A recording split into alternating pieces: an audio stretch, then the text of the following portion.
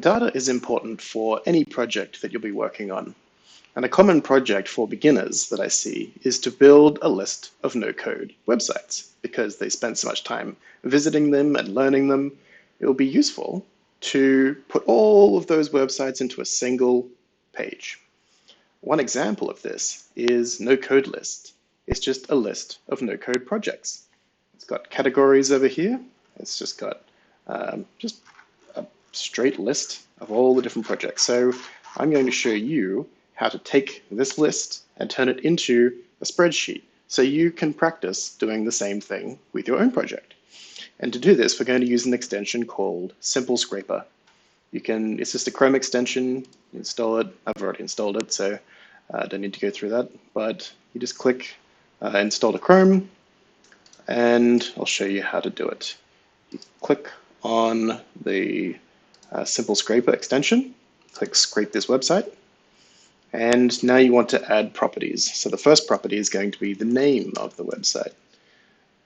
So we find that by hovering over the name, and you don't want to click on it because if you click on it, it'll take you off the page. So you push Shift, and that will highlight the name of the website.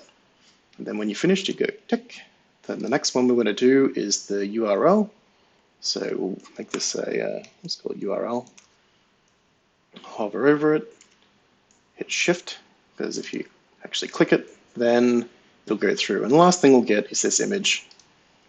Now you want to classy up the web page that you're building, so we'll use an image.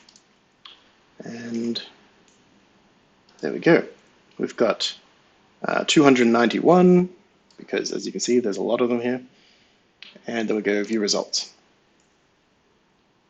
All right, so we've extracted 291. We've got the image. So if we can have a look at the image, yep, this looks like an image. Then we've got the name link, which is going to be useful because you can make a very quick way to send people to that site. You've got the URL, which will be useful for displaying, and there's just another link because two of them were links. Now we go down to download CSV, and once you click on it,